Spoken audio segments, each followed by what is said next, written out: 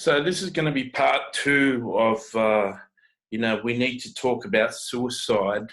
And I did a video yesterday, and it was in response to Billie Eilish song, Everything I Need. And it's going to be part two. I just watched the 50-minute video I did on suicide and the fact that we need to talk about it. And the Holy Spirit impressed upon me that I'm going to publish a short book with that in it. It's only 50 minutes, so it'll be about 3 pages every 10 minutes. So, be about a 15 or 20 page book. It won't be too long. And, it was a pretty heartfelt message. I'm sure one of the best messages I've ever done. I certainly haven't done anything on suicide like that before. But I thought I'd just add a few things at the end of it to give it a lift on the end. You'll remember in that video, if you watched it, or part one of this book, that this is going to become. Remember that my brother in the shower said that all you need to do is get up. And, people have been doing spiritual readings, or prophets in the Christian faith have been prophesying that I'm going to be healed, I'm going to be healed, God's going to heal me, God's going to heal me. And I've been on a 27-year journey for losing my wife and sexual abuse and all sorts of trauma I've had through my life. And I've constantly been going to what Americans would call therapists. And for years I sang a song and I said that I was Humpty Dumpty, or all the king's men and all the king's horses and all the king's men couldn't put Humpty Dumpty together again. And I had this realization, even though I didn't know it at the time, that I had all these broken parts, and even Jesus the King and all his helpers couldn't put me back together again. And about 9 months ago, someone wrote me a spiritual reading. About 9 months ago, someone wrote me a spiritual reading that a non-Christian I would call, but a Christian would call a Christian prophecy, and it said, stop calling yourself Humpty Dumpty, because Jesus knows where all your parts are, and Jesus knows how to put all your parts together, and he can rebuild you and heal you and make you into the innocent child that you were before you were abused. And I found out in the last 2 years that I'd been abused so much that I'd developed alters, and a friend of mine who was a therapist diagnosed that I had multiple personality disorder, and a lot of me was split into separate parts. And the reason why normal therapists couldn't deal with it is very complex, and takes a very specific person to be able to counsel each of those parts of my personality and reunite them with my core spirit. And for the years, I sort of subliminally knew that there were parts of me all over the ground, like Humpty Dumpty, and I didn't realize that that was true. All these entities, all these parts of me was all broken all over the place, and they had to be fixed and brought back to a whole. And so I got the impression, which was a true impression, that I was in a lot of pain, and I prefer not to be here, but and that's true. The only way you stay alive for 27 years is to have purpose. Some of the purpose for 10 years, I wrote a book called The Fallen Ones, and it was a book with 16 characters who 12 of them had been sexually abused, or the whole 16 had been, or 14 out of the 16 had been sexually abused. it was a tremendous novel, and I worked and edited that novel for 10 years, and then I got to the stage where I was going to publish it, and Jesus told me that I could either publish that book or I could preach in the future, but I couldn't do both. And he was essentially saying that he used another person to tell me that the book was very dark and had like an evil presence on it, and so that helped me understand that I wasn't to publish it. But those 10 years while I was waiting, that kept me alive. And for the last 6 years, I've been writing Christian books, and for 3.5 of those years, I was writing one Christian book a month, and I was doing spiritual readings, or in Christian terms, Christian prophecies, and people were donating to me because all my books were 99 cents on Kindle. People were donating money and financing books, and I was doing these spiritual readings to earn the finances, and 2,000 Australian dollars a month it cost me to self-publish each of these books. So I spent about 110, 120,000 publishing these books. I could have 4 really good cars for that, and but that kept me alive up until August 2019, September 2019, and then took a break from writing. And a person did a spiritual reading at the time and said God was calling me to stop writing for a season, and he'd bring me back to writing in the future. But my next books would be like 10 times as powerful as the Christian books that I'd written before. And I've like I said in part 1, I've done a 30-hour interview with John Lennon, and one day I'll have a professional publisher publish that. But at the moment, I've been told by God's Spirit to publish this part 1 and part 2 of this, and this is the part 2. So for the last 9 months, I was doing the John Lennon book and editing that a bit and starting to do videos, and now I've got this project where I'll get the first 50-minute video typed up, and this video, when it's finished, typed up, and I'll enter into the process of publishing this. So it's important. The reason for my stories, I'm a bit of a storyteller, but the reason for my stories is when you're clinically depressed, you've got to find a reason to stay alive. And fortunately for those 10 years and for those other 6 years, I had a purpose writing books. And you need to find a purpose. You need to find a reason to stay alive. You'll remember the story that I shared, that my brother said, if you can't get up, or your wife and your child and your mother and your father and your sisters and your brothers and your parents' friends, get up for those thousands of people who'll be touched by your story in the future. Get up for them. And essentially, this book is one of my finest productions.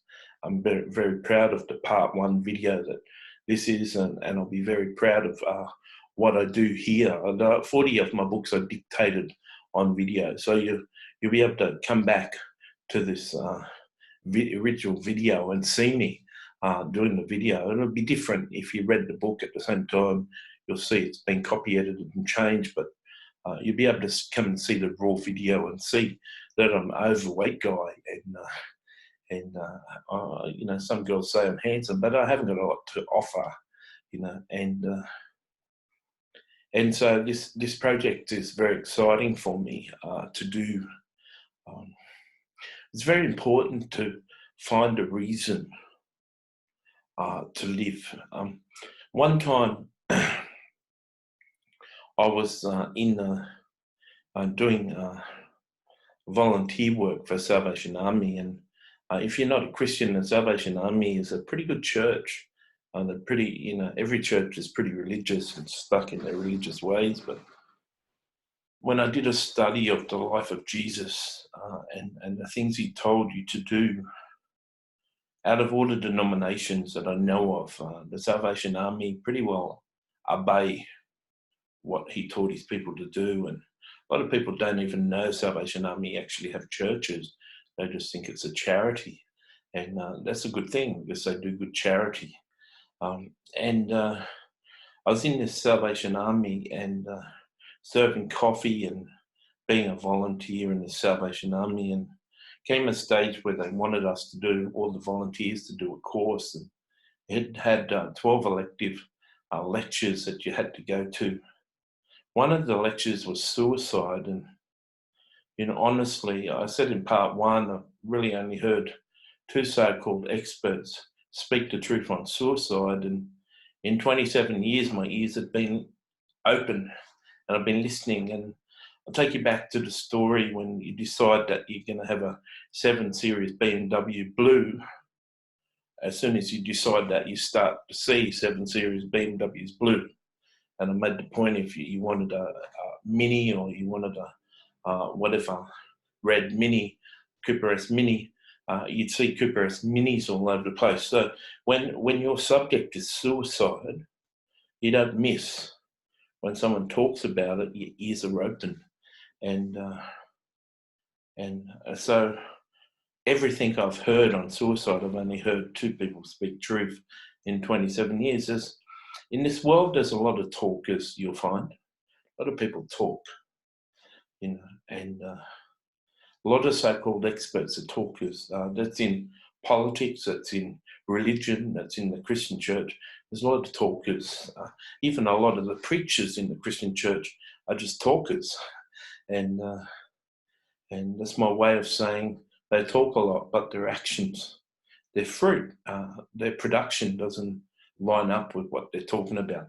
And so there's been a lot of talkers in those 27 years. I've heard a lot of so-called people who think they're an authority on suicide, but I've only heard two people in the world in 27 years of listening that have been right.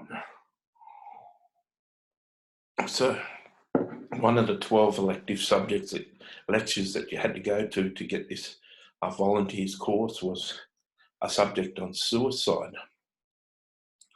And it was done by the pastor of the church, which I really loved, and he really loved me. And I was a messed up, angry sort of guy back then, in a lot of pain, a lot worse than who I am now.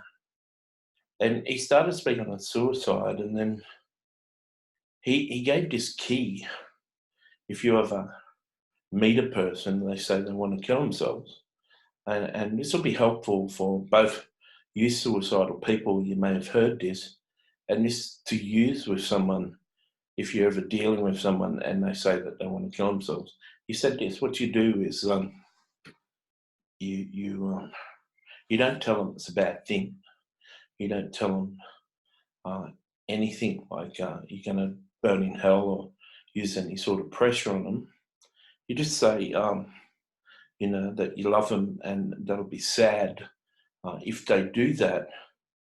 Make them promise to come and see you and say goodbye and have one final coffee or one final meal before they go ahead and do it. And I thought that was ingenious. And he said, it's important, number one, that someone who's suicidal is given your permission, where you're not judging them and you're saying, I understand.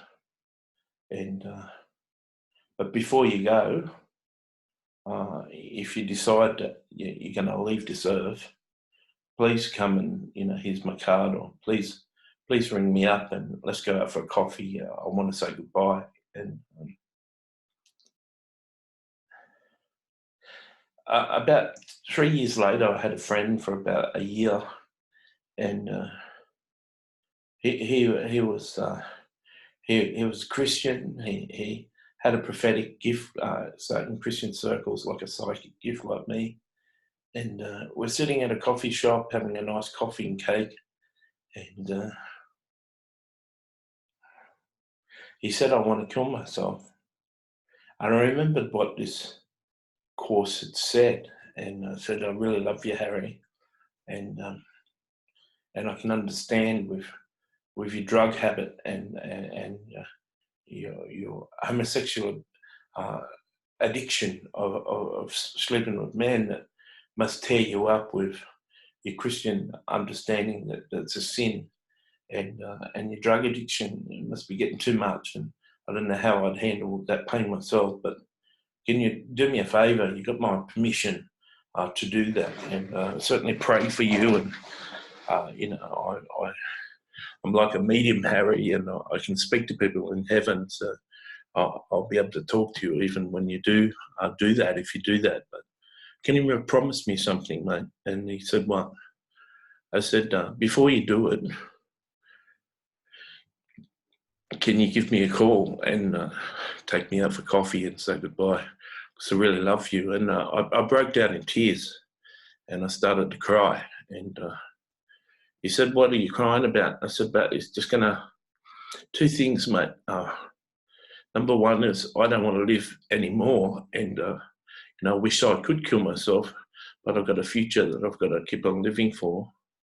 Number two, I'm going to really miss you, mate, and yet I'd never prevent anyone from doing it because heaven is just so much nicer than this earth.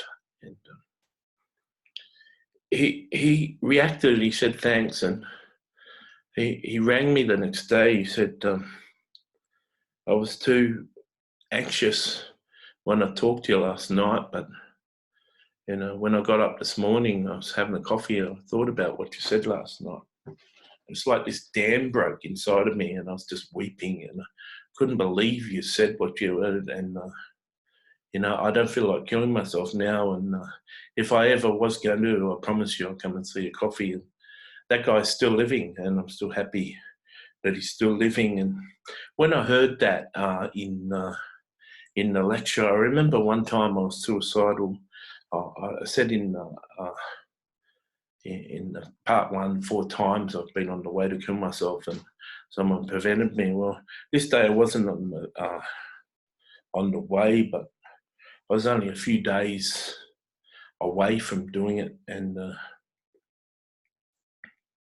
I was in this restaurant. I used to drive taxis in Brisbane, the city of Australia in the north. And every night I used to have a dinner at a restaurant. Taxis were busy to 8 o'clock at night, but they didn't get busy until 9:30 at night. And you could probably earn yourself $8 or $10 in an hour and a half. But I used to take the hour and a half off to have a dinner break. And I was in this cafe, a cafe I really liked that had really nice food. And I was eating there, and a good friend of my roommate that I was boarding with, he said, hello, Matthew, how are you? And I said, not travelling too well, mate. And he said, what's up? And I said, I just got a lot of pain in my life, mate. It's getting pretty hard. And he said, can I give you something, mate? And I said, what? And went into his wallet, and he got this coin, and it was a coin from the UK. And he said, this is a special coin from the UK. That's my special coin. And you know that I produced that play on Shakespeare and Midsummer's Night's Dream, and I produced a play. It was a success. I did a soundtrack for the play, and we recorded an album, and the album had success. I booked Midnight Oil, your favourite Australian band, 2 times and brought them to Brisbane. There's all sorts of projects and things I've been just having this massive success in the last 2 years. And you've heard the reports. And he said it's all because of this coin. Ever since I've had this coin, I've had this, lucky charm. It's my lucky charm.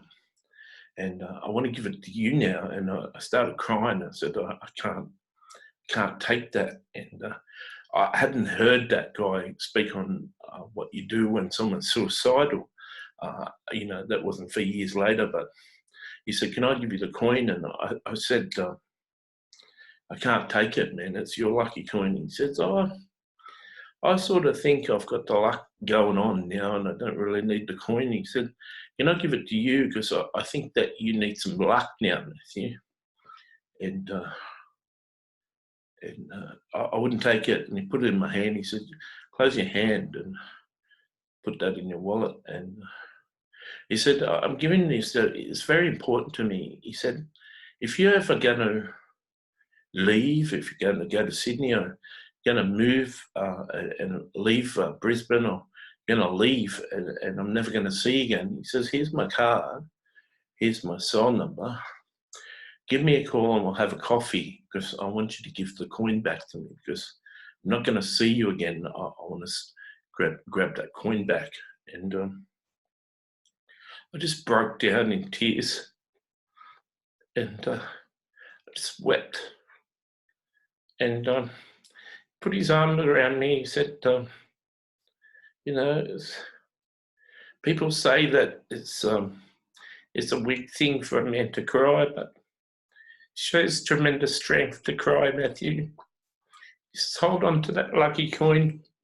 I think you're going to have a turnaround. And promise me you'll give it back. And,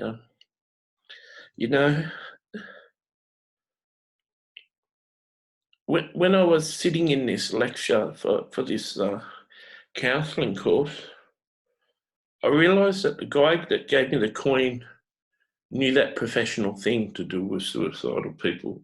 He'd done that, and the thing was to make the suicidal person know that you accept that's fine, that's your feeling and that's your choice, and I'm not judging you.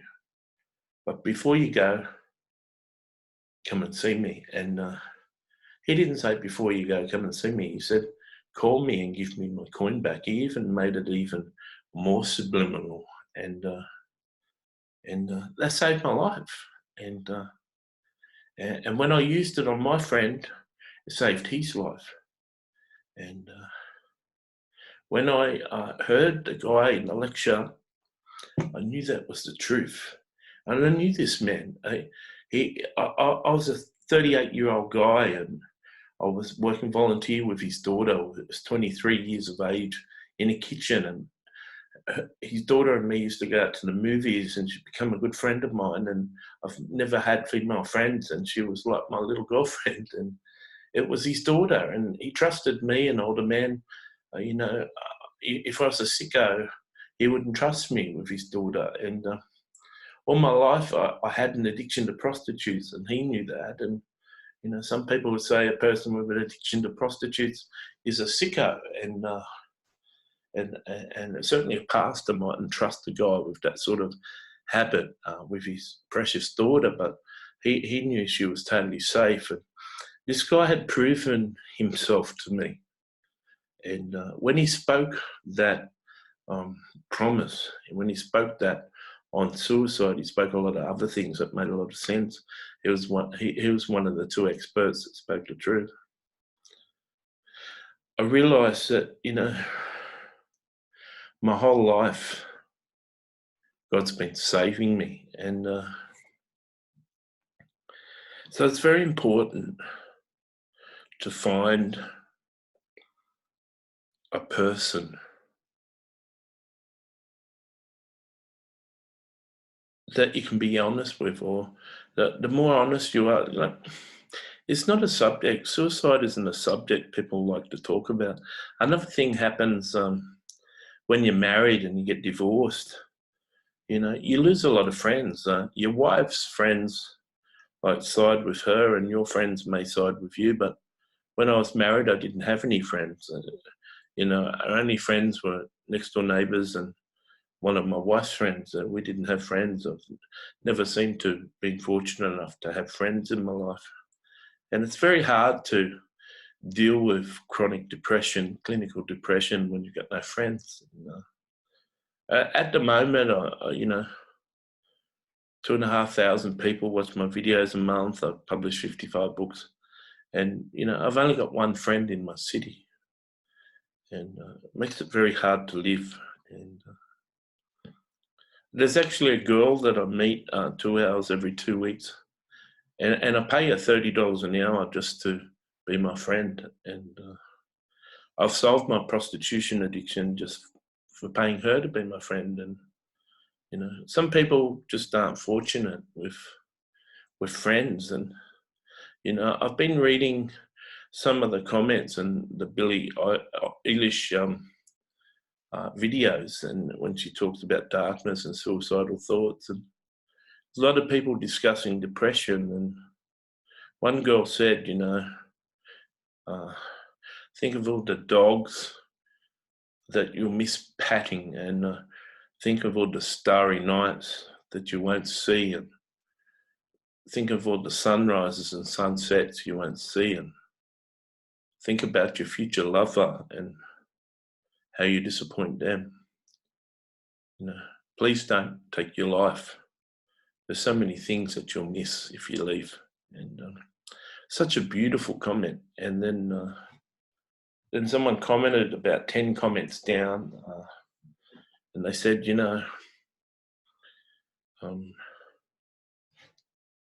dogs seem to bark at me. I haven't got a friend who owns a dog, and I don't see many starry nights because I'm always inside in my house. I'm afraid of going out, and I haven't had a girlfriend in 10 years, and I'm such a unlovable person. I don't think I'll ever have a girlfriend. And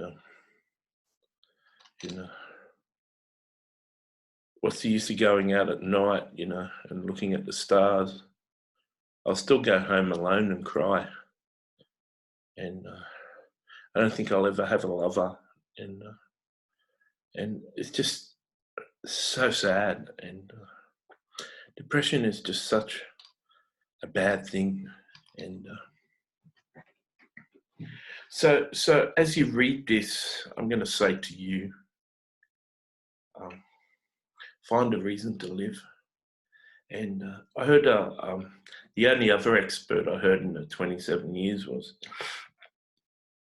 I was going to a church, and they were involved in this organisation that had a big youth ministry, and I was pretty old, but maybe I was pretty young then. Maybe I was about 26, so yeah, I was still pretty young, and 26 or 27, and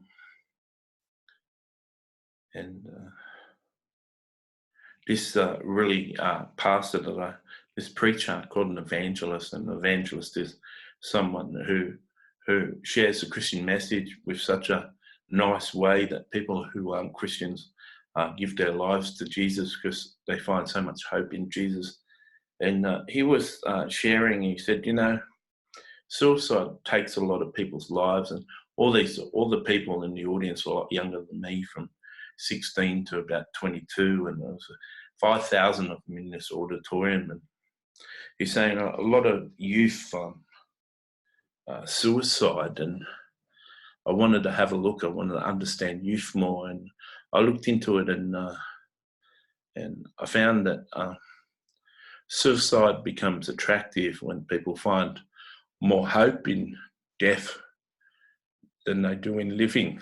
And he says, the answer to anyone who's suicidal is you've got to give them hope to live, because if they're suicidal, they're finding more hope in rest in peace than anything that they've got going on. And the sad thing about depression, and you'll know it if you're depressed, is you don't shower, you don't go out, you don't look good. It shuts you down. You don't want to meet people. You withdraw from everyone on Facebook. You stop talking. You just shut down. And if Billie suffers from depression a lot, and she spent a few years, I don't even know how she did concerts and travel, because it just shuts you down. Your hygiene goes. You sleep all the time. You don't want to meet people, and that's just the opposite of touring. And so it's one day I woke up and I decided that was going to kill myself. And I'd got to bed at 4 a.m. in the morning. I've been at a strip joint drinking to 5 o'clock in the morning. And when all the strippers went home, I went home. And I used to knock off at 12 o'clock at night when I earned less than $10 an hour. And I didn't work for anything less than $10 an hour for myself from taxis. I'd go home, and I woke up the next morning, or the next day at about 11. I went to sleep about 5. And got up in the morning, I said, this is it. Today's the day. And I was happy. And I don't mind sharing this because this is my story. I don't mind, if people are going to mock me and write bad reviews and stuff, well, the bad reviews are probably going to come from people who don't understand, never lived this life. And so I was happy, and I went down. My favourite day is, I went and had my favourite day. I walked down in the city, which was a 20-minute walk downhill, and I've always been overweight. And I walked downhill and went to the picture theatre, looked at the movies. There's a movie starting at 12:30. And so I went and saw that movie, bought a Coke, went in, got some popcorn, watched this movie, had a good cry, because I like to pick dramas that are emotional dramas. And I came out of there at about 2:30 and went to a Pizza Hut. I think you have them in America, and it was a buffet, all you can eat. And I paid $20, and means you can eat as much pizza and have enough salad and dessert and drinks as you like. And always used to take a newspaper there because I used to like 2 sittings. I'd fill up until I full up, and then I'd read the paper in an hour and then fill up again. And I did that, and there was this film that was going to start at 4 o'clock and had an hour and a half, spent an hour and a half there, went down to see the second film that I wanted to see. And then came out of that and was going to walk up to this strip joint again. I was going to start at 7 o'clock, and I was going to walk up there and have a couple of beers and then say goodbye to all the girls and say I'm going away on holidays.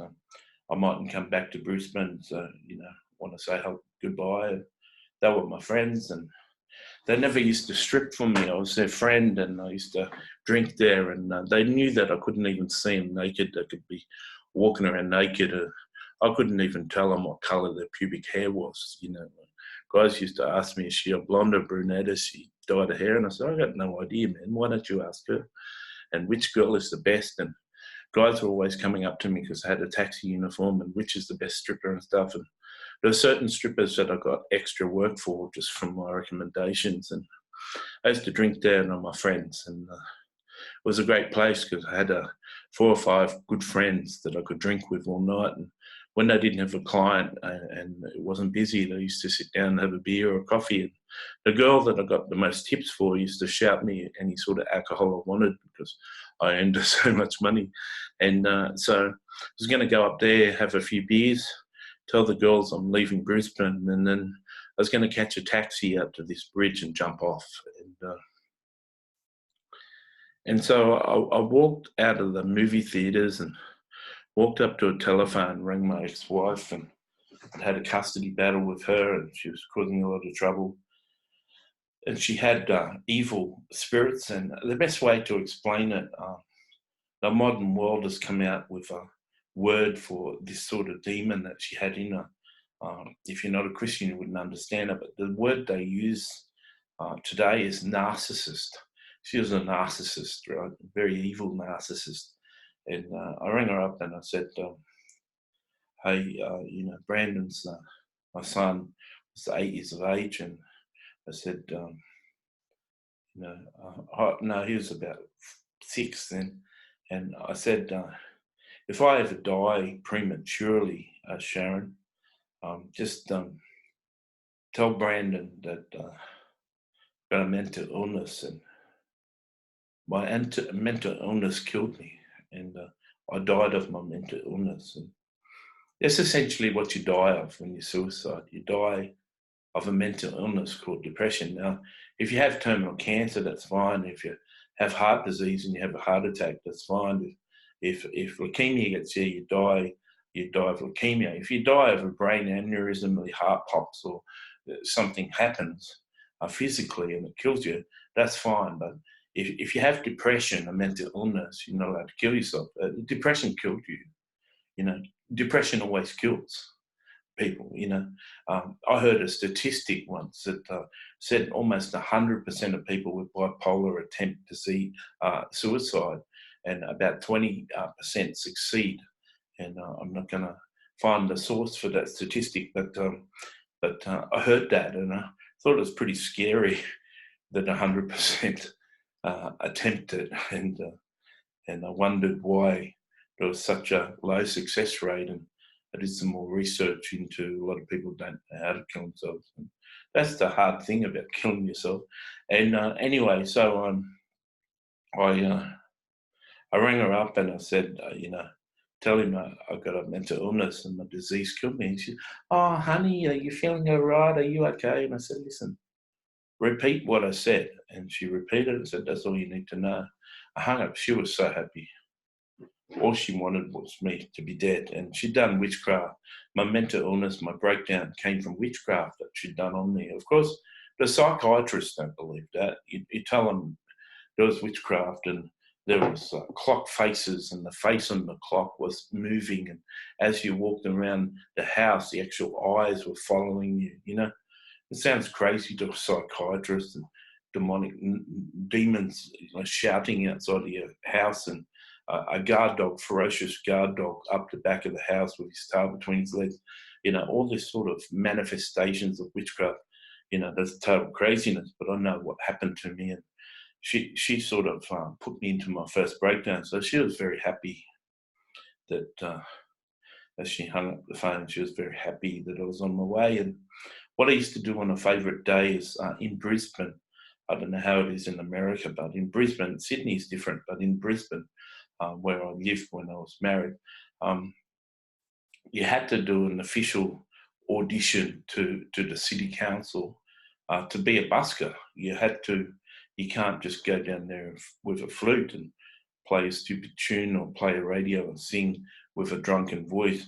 You were moved on. You were told to go away or you'd be arrested. But you had to get a official audition to the council and have to see that you had a real talent and a real gift before you got your certificate that says you could busk in Brisbane. One of my favourite things on my days off was to go through Brisbane and be 3 in the mall, and I just find my favourite ones. And I had a few favourite buskers that knew about 100 contemporary songs, and you could just sit down and, I used to give the guy money and go down to McDonald's or get him a coffee.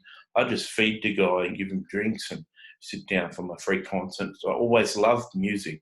While I was married, when I was in love, I always loved music. The music's been off for 27 years in my life. I don't know about you, that's a long time to have the music off. And music is just full of love songs. And when your first love broke your heart and you've got no girlfriends and haven't got a girl that's a friend, you've got no friends, songs about love don't make a lot of sense to you. And so I rang her and I hung up the phone, and I walked away, and it was this like choir and this band singing, band playing guitar, lead guitar, bass guitar, rhythm guitar, drums, and this choir singing. And they were singing this song, Hold On, and cause I said Everybody Hurts in part 1, but it's actually Hold On, and Cause does a cover of it. I think ELO does it. There's this song when you're having a hard time, Hold On. I'll find the lyrics and we'll see what it says, because it'll be good to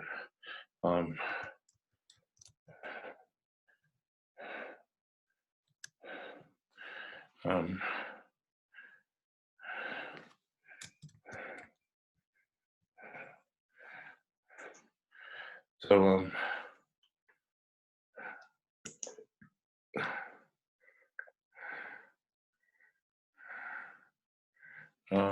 that's not it.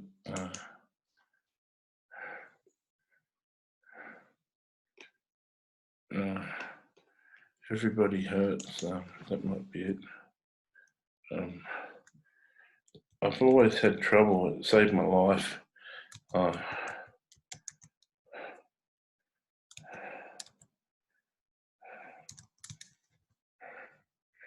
It saved my life, but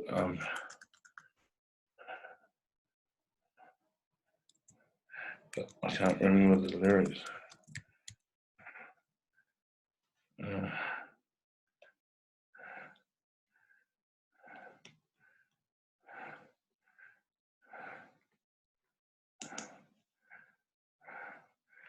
Yeah, here we go. REM is the name of the band. I can't play the video on this video because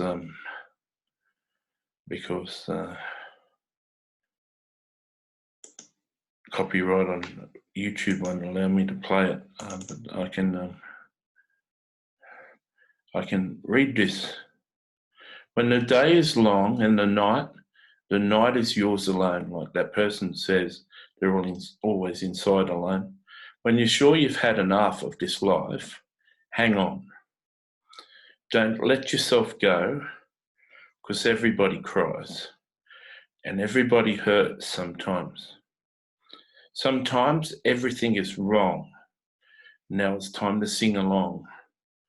When your day is night alone, if you feel like letting go, if you think you've had too much of this life, well, hang on, because everybody hurts. Take comfort in your friends. Everybody hurts. Don't throw your hand. Oh no. Don't throw your hand. If you feel like you're alone, no. You are not alone. If you're on your own in this life, and the days and nights are long, when you think you've had too much of this life, hang on. Well, everybody hurts sometimes. Everybody cries. And everybody hurts sometimes. And everybody hurts sometimes. So hold on. Everybody hurts. No. You are not alone. And so I was on my way to this strip joint, and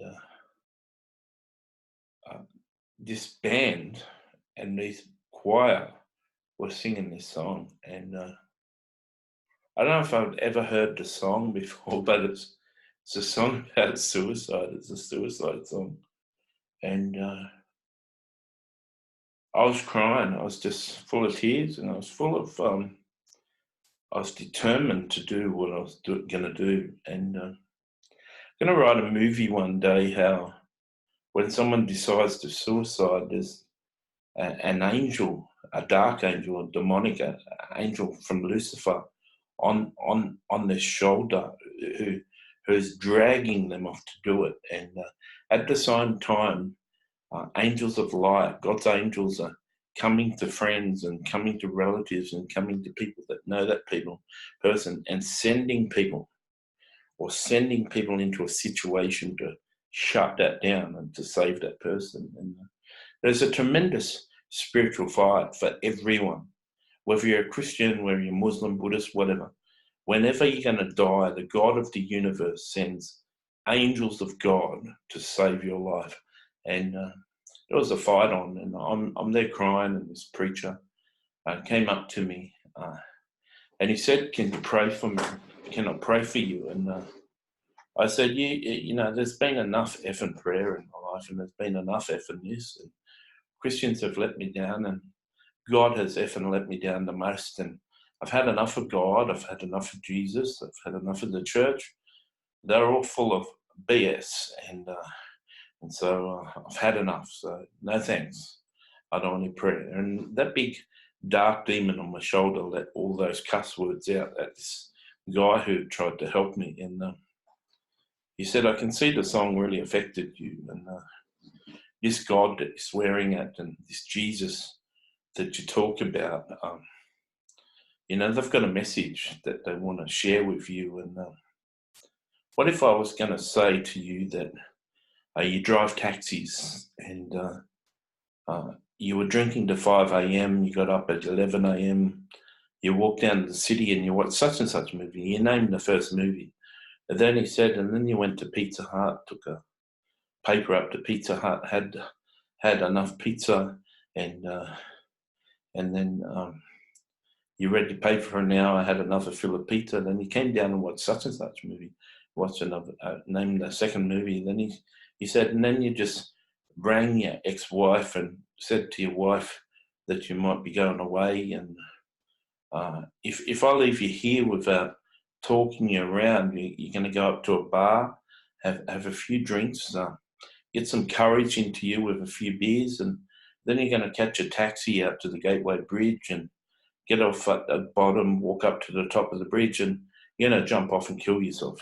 If I told you all of that, would you think that God's speaking to me? And I've done 30,000 prophecies. I've done, in non-Christian terms, I've done 30,000 spiritual readings like psychics and clairvoyants.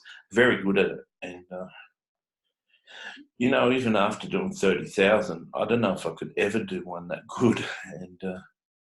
And I said, yeah, I was dumb shocked because I grew up in a Baptist church who doesn't believe in gifts and spiritual and heavy spiritual stuff. And so I had no understanding of what he'd just done. How did he know that? And that should shock most of you if someone had the ability to do that. And he said, well, God wants to speak to you, and I've got to start praying. And I'll pray for about a minute, and then I'll say the words, thus saith the Lord. And when I say that, God's going to have a message for you. And I said, okay. And he started praying, and his prophecy about what he'd said about my life before I got to watch him, that knocked the big demon off my shoulder. And that demon went and stood away and gave him the ability. So when he said, can you pray the second time, I didn't swear at him. And he prayed, and then he said, thus saith the Lord. And then God was speaking to me through him. And he said, I called you at a young age. I told you that I was going to use you to preach my message to the world, and you're going to bring people who didn't know me into a relationship with me. I'm going to use you in a powerful way, and you're going to travel the world and share my message and my hope with people. And I called you when you were about 14 years of age. I said that I was going to use you, and here you are at the stage where you've given up. And you're at the stage of where you've had enough. And, like the song says, everybody hurts. You need to hold on. And I've got a few rough edges that I've got to take off your life. I've got some healing that I have to do. And when I've got the rough edges taken off and I've polished you up enough and you're ready, I'm going to really use you in a mighty way to bring a lot of people into the goodness and a relationship with Jesus Christ. And so hold on, like the song says. And he says, was it encouraging? And I said, yeah. And he said, God's going to really use you, mate. And I said, well, anyone can do what I'm going to do. Because I just thought I'd just going to be like this average preacher who just saved a few thousand people. And he said to me that no one in the world can do what you're going to do. And I said to him, I cussed at him again, I swore at him again. I said, who do you think you are telling me that BS? Anyone can be a preacher, anyone can share Jesus' message. He's got hundreds of people he could use instead of me. Stop kidding me and saying, no one can do your job except you, Well, you think that's impressive? Why are you lying to me? He said, well, what I said to you about what you did before you came here, has anyone ever been able to do something like that for you before? And I said, no. He said, did it give you a lot of hope that I knew God, and my message, did it give you a lot of hope? And I said, yeah. He says, okay. Well, you might believe me right now, but you've got a job to do in the future. There's no other human being on earth that can do it. God hasn't got a plan B. You've got to do that job. And you've got to stay alive until you do that job. And you remember when I shared before when Jesus said, if I jump off a bridge, he'll raise me and I'll be in a wheelchair. If I shoot myself, he'll raise me from the dead and I'll have a migraine. If I gas myself, he'll bring me back and I'll have intestinal problems and be vomiting all the time. Jesus reminded me of what that guy had said 27 years ago, or 20 years ago. Then he said, there's only one person that can do your job. There's no other human on earth that's going to be able to do what you do in the future. And I can't lose you. Other people can die, but you can't die. I need you to stay. And so I want you to know that the last 8 years has been dark, and I've started to find out who really runs the world and how corrupt the church is, and how many of the preachers in the church are doing it for money. And I found out a lot of truth that's even made me a lot sadder. King Solomon, who wrote the book of Proverbs, when he lived, he was the richest and the wisest person on earth. Kings and queens came from other countries to meet him. In the Bible, the Queen of Sheba, wherever Sheba was, came to meet him and had heard of his reputation, how wise he was. And she gave him a fortune in gold, just dropped this big gift on him. He was already the richest man in the world. She just dropped a whole lot more gold on him.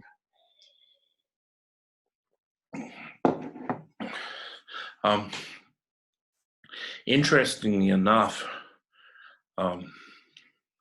most people have heard, you don't have to be a Christian to hear the word 666. And every year there was 666 talents of gold that was given to his treasury from the people. And that's the first time 666 was used in the Bible. The second time is in the book of Revelation when it talks about the mark of the beast. I thought that was very interesting. That the first time it was mentioned was God's king. And he said in one of his writings, with much wisdom comes much sorrow. And so the more of the truth you find out about things and who's really running the world and who's pulling the strings behind the strings, and how many so-called big churches in the world are serving money and serving Satan and not serving God.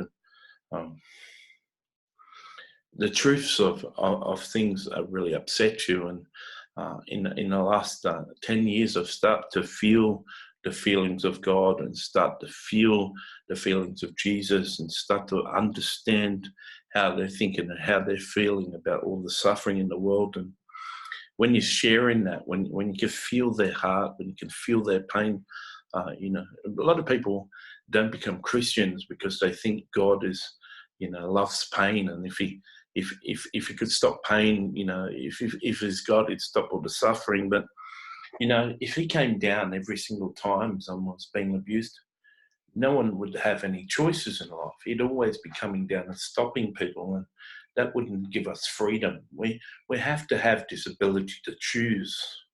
Even evil people have the ability to choose. If we're taken, if our ability to choose is taken away from us, then it's not freedom. It's more like socialism. And so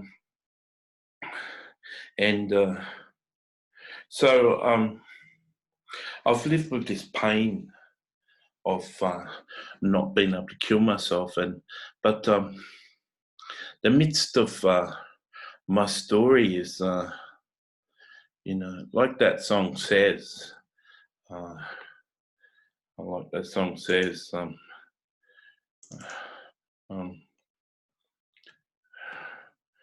Because everybody hurts, take comfort in your friends. Everybody hurts, don't throw your hand, don't know. Like when you're in a game of poker, you can throw your hand saying, not going to win this one. I'll quit. That's what she means there. But take comfort in your friends. And what I was reading on Billie's comments, because I really love the comments on YouTube, and I really engage on the songs, and no one's ever really turned my head in music for years since this woman. She's amazing, and the comments are so raw and real, and so many of these people with depression. I've never read people talking about depression before. As suicide and depression aren't really talked a lot, and now I've found an artist where her fans are talking about depression, and when that person says, I'm always in at night, and nights just remind me of how lonely I am at night. So there's no reason to go out to the stars, and dogs always bark at me. So I don't know anyone with a dog, so I'm not going to be patting dogs. And, there's no sense in living for a future partner because no one's interested because I'm a dummy. I've got no friends. I've got no reason to live. Seems to be a common denominator that has got something wrong with them. People don't love them. They haven't got friends. They're lonely. And it's just so sad. I just want you to know that try and find a reason to live. Try and find a person to live. Try and find a purpose. And just go out and check out Billie, and start following her songs, and start commenting on the songs, and start interacting with the people, and start talking to the people who are talking, and find out that the songs on depression and suicide and all the artists in the world, and go onto YouTube and start commenting. And when people comment and say that they've got a YouTube channel, go to the YouTube channel, engage with them, make some friends. And even if you haven't got friends in person, like I admit I've only got one friend in Sydney, and I've got this Rent a Friend. There's a website called Rent a Friend, and it's worldwide, and you can pay girls $20 or $30 or $40, $50 an hour, or you can even pay guys to do things with you. So it's both ways, but the website isn't a dating site. It's a platonic friendship site where you can go and play tennis or chess or go to the movie or go to a pub, go to a restaurant, whatever your interest is. You can just hire someone to go and do that with, and this has been really working for me, and it's brought some joy. It's taken the prostitution addiction out of my life, and so it's been working for me. And I willingly pay a girl $30 an hour to be my friend. And my friend who I see, that I've been seeing for 6 months, she's got depression too. She's got a boyfriend in another country, so there's no romance between us. But she suffers with depression and anxiety. So we sort of got a deep connection. And so she gets $25 an hour as a nanny, and so $5 an hour is just like work for her. And who would I be to say, well, we're friends now, stop charging me? Like, it's an extra. She's studying full time at uni. It's an extra $60 every 2 weeks, $30 a week for her. So I'm like a job for her, and I'm happy to be, a social escort, a professional escort that you can take out for coffee or dinner. She charges $250, $300 an hour. So, this young uni student with depression is like 10% of the price, and happy to pay that all day long for a friendship. And all you girls and guys out there, and all you men and women out there, if you're lonely, look up that website, Rent a Friend, and find yourself a friend, and just be honest. I found myself with my life that people are fearful of honesty. People say they like honesty, but they really don't. That's one of the things, and I said it sometime today in one of my videos. I've done so many videos, but I said what I love about Billie is she just drops the F word in the middle of interviews all over the place. And there's someone really being raw and honest and not being afraid to be themselves. And I really admire that, especially out of an American, where the F word is so offensive to Americans. In Australia, it's part of the language to cuss, and the more real you've been, the more you cuss.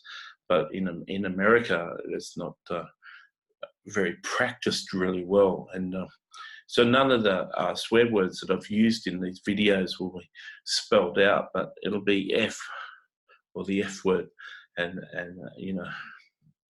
or BS, and so find a friend, rent a friend would be a good one. Find a purpose, find a reason. You can do writers are tremendous good. As a writer who's got 55 books, if you love reading, you can do writers such a wonderful favour. Just writing reviews for them on Amazon. Many writers have a contact email address. Don't be afraid to write to a writer. If a writer writes something that really resonates, write to a writer, but a writer will recognize you if you keep on writing reviews on the Amazon page. Find ways to connect. I tried to take the ums and ahs out of my speaking, so I went to Toastmasters for 2 years, and I used to go every week and enjoy it, and I could do 8-minute speeches, and it was good, and I loved the drinking for 2 hours afterwards, and would have drinks and beers, and had this friend who was a really nice Christian guy, liked to drink and stuff. He had some funny ideas about aliens and stuff, and he died, and it just broke my heart when he died. I couldn't go back. All my best memories were with him, and so it broke my heart. But there's some sort of interest groups that you can get involved with. Salvation Army has always got volunteer jobs, and people who go and work with the poor, people who volunteer their time in soup kitchens, they're good-hearted people. And if you find people who are serving poor people, you get around the staff and the volunteers, you're going to develop friendships, even if you can't go for a coffee with them, even if you can't go and have dinner with them, just working 2 hours a week, serving meals next to other people with real jobs and real lives and no mental illness. Those good-hearted people are good friends, and you may only see them 2 hours a week. Maybe Thursday night you'll be on the roster, and you go in on Thursday night and serve the food at the soup kitchen, interact with those other normal people with normal jobs as volunteers. That'll give you every week to look forward to. Every Thursday night will be your favourite night. And, if you learn to enjoy movies by yourself and go to the movies, if you check out the website, Rent a Friend, and, start to gamble less or drink less or have less drugs, and spend some money on a friend and buy a friend. And, there's no joy, for someone who's been addicted to prostitutes for many, many years. There's no joy, lasting joy in prostitutes. They cost a fortune to hire, and you're raping girls, and it's just because you're paying it, it's not nice. It's very abusive. But for a hurt and broken person, I can understand. It's a pretty high percentage of men who've used the services of one. And as a person who's brutally honest and will use any story to build empathy and build understanding with people, as a person who's been addicted most of my life, I used to say to myself, I used to say to girls, why isn't there a website where you could just go and hire a girl to be your friend and go out for coffee? And I remember about 12 years ago, I said to Jesus, just give me 2 Christian girls who will be my friend, and I can walk out of prostitution. I can walk out of my addiction, but just give me 2 Christian friends. And Jesus said, why are you standing over me? You shouldn't be doing it. I shouldn't have to give you 2 friends to stop. It's not good. And then he did give me 1 Christian girlfriend for a year, and I stepped out of prostitution for a year. But he only gave me half as good, There's a verse in Scripture, and I'm not preaching too much Scripture actually. You can go and read my 55 Christian books if you want to read some Scripture. But there's a verse in the Bible that says that God's ways are higher than our ways, than man's ways, and they're beyond understanding. And that verse, to a lot of Christians that don't understand, and for people who don't know the faith of Christianity, it says God's a whole lot smarter than us. And so me saying to Jesus, give me 2 Christian girlfriends, and him saying, you should stop, you shouldn't give me demands and say, I won't sin if you give me this. He still had wisdom to give me one. And so I found you may have to find, if you're a guy, you may have to go through a few rent-a-friend engagements before you find a person to connect with. And same as you girls, you may have to go through a few guys that aren't creepy or whatever, and until you find one that you connect with. I can talk on most subjects, and I really prefer to speak to people who aren't Christians, honestly, because a lot of Christians I get in arguments with because they start arguing things I have to say, and I'm not trying to start an argument, I'm just talking about things I've experienced, and they take exception to it. But I can pretty much speak on many subjects. So find an interest, find a purpose for living, find some friends, find some activities where you can make friends. Try and find a reason to live. And even if, you just comment on YouTube and make a friend of Dad, and go and listen to my 2100 videos and start commenting on them and building a relationship with me. Friend me on Facebook and start chat to me. Be one of my friends. In the middle of the night in America, there's 4 or 5 people I can talk to in the middle of the night and talk to in America. So I'm often up all night in Australian time because all my friends in America are awake. Just know that your creator, doesn't matter what faith you're in, doesn't matter if you're a Buddhist or a witch or a warlock or a Mason or Illuminati or an atheist or an agnostic, doesn't matter who you are, the creator, God. And I understand that atheists and agnostics don't particularly know that it's a God, but everyone knows, You just have a look at the flowers, have a look at the baby. Have a look at the perfection of a baby. Have a look at the variety in nature. Have a look at the flowers. Just have a look at the perfect design. How the flowers always look the same color. Have a look at all the different colors in bird life. There's a creator. If random chance were done, there wouldn't be so much color and variety. I understand. Understand people not wanting to know God or not understanding God. And I understand all those questions, and I haven't got books answering those questions, but there are people that are good at answering those questions. But you need to find a reason to live. I know part 1, I was really emotional. I've been up for 30 hours, and it'll be on the video. Some of it may be edited out of the book, but I hope not.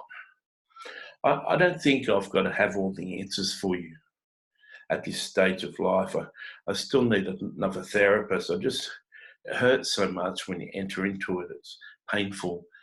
But I don't think I have to have everything together. I don't have to not be obese, For 15, 18 years, I've only been having 1 meal a day. And at night time, I only just found out 3 weeks ago from a person who delivers my low-calorie meals that the reason why, 2 reasons I'm putting on weight is my medication has a side effect as slow as my metabolism. And the guy delivering my food asked me, when are you only having 1 meal a day of delivering this? Yeah. He said, when are you having it? I said, night time. He said, oh, no. You'll just keep on putting on weight if you do that. And he explained to me that my body needs to be up about 7 hours to process the food. And he said, you need to stop eating at night time. You need to eat at lunchtime. And if you eat at night time, you got to stay up another 6 hours before you go to bed. if you eat and then go to sleep an hour later, your body can't digest the food, and so it just goes on to fat. And it'll continue getting fat unless you start eating 1 meal a day. If you start eating 1 meal a day, you won't put any more weight on. You may even start to lose weight. And I didn't know that until 3 weeks ago. For 20 years, no doctor has ever told me that, no nutritionist, no one. You know, you think eating 1 meal a day, how do you keep on putting on weight? Well, no one had ever answered that. No doctor, no professional. You know, I just eating 1 meal a day thinking, well, that's the most I can do, just have 1 meal a day. And, you know, people look at you when you're overweight and they just judge you. What a fool. What a crazy fool. I encourage you, go to my t-shirt site. Imagine love without conditions. I've got 200 t-shirts. I don't care if it's a year, 5 years, 20 years before they can become popular. Go and have a look at the 200 t-shirts and think to yourself, could you sit down in 2 hours and write those 200 slogans? Just think about it. See if you could write 10 as good as that in an hour. And you know, you'd have a reason. Have a reason to get up. When you haven't got a job, when you're unemployed, when you're depressed, when you've got no friends, when every day is lonely, when every night is lonely, you've got no one to talk to, no purpose, no reason for living, I understand that you don't want to die. And clinical depression is a real thing, and suicide is real. And but I hope, I'm going to close this off, but I really hope what I've had to say in this short book is encouraging. Hey, here's a guy who's been batting for 27 years and he's still alive. And just know that if you've been battling for a year or 2 or 5 years, hey, I'm a lot more years ahead of you, and I've stayed alive. And, you know, I'll pray at the end of this book, and I'll say a prayer for you that, you know, Jesus would reveal himself to you. And if you're listening to this, just put your hand up now if you'd like to get to know Jesus. And I'm not going to send you into a church. I'm not going to do any hocus pocus on you. If you'd like Jesus to show himself to you and show you that he's real and he really loves you, just put up your hand right now if you're listening to the video. And if you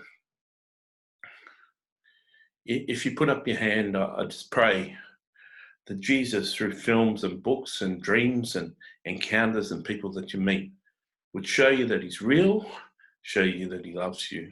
And I promise you, in the next year, you'll know that. And as you get to know him, learn what he taught. There's 50 commands of Jesus. The 50 commands of Jesus use FIFTY as a word, and commands of Jesus. Type that into Google, look up the e-zine article, 50 Commands of Jesus. And they're the things he said to do. And I've got a book called The Parables of Jesus Made Simple. And this is the first edition. This is the first edition. But there's a bigger edition, a more comprehensive edition, but this is the first edition. The Parables of Jesus Made Simple. That was my first book. They're the 54 stories that Jesus told and the meanings behind those stories. You know, get to know what he had to say, get to know the man. And, you know, feel free to reach out to me. And if you're reading this book before 2021, 2022, I'll probably have the time to talk to you and at least respond to you. I hope that this has been helpful. Just remember, I'm still fighting the fight. And even though in the first half of the book, I was very real and raw, saying I didn't want to live anymore, I don't think that detracts from the message, because that's probably how you feel. And I hope everything I have to say has been encouraging. I hope that my mention of Jesus talking to me and seeing Jesus and being promised that John Lennon book may be this bestseller. You can take and leave certain things. You can admire, 90% of what any star says, and you can disagree with 10% of what they say. that's fine. Just love the 90%. Apply what you feel is right and put away the things that you don't think. Doesn't mean I'm not authentic. Even if I'm delusional or deceived, I'm very honest and I really believe it myself. So how can you not love that? And everyone is in a measure of deception. Everyone is ignorant of certain things. And when people ask questions and they're open to learning, hopefully we come out of our deceptions and we start to know a lot of truth.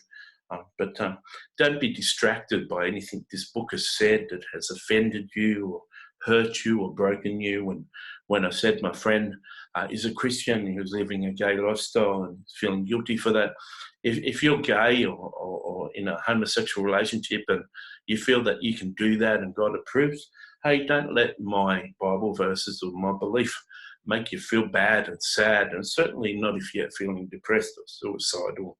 Just get to know me, get to know this Jesus. Go and read his stories, come to understand Jesus. You find he's a lot better person. He's been very misrepresented by a lot of Christians that you know. And certainly reach out to me, friend me on Facebook, get in touch with me, have a conversation with me. And I'd love to do that. I don't want to charge you for it. I'd love to meet you. Hope that this has been a blessing, very encouraging to you, and you find the courage to write a comment on my Amazon page and write a comment, write an email to me and say thank you for the book. God bless you and keep you, and I pray for your safety, your love, and that you'd find meaning in life and a reason to live. Amen.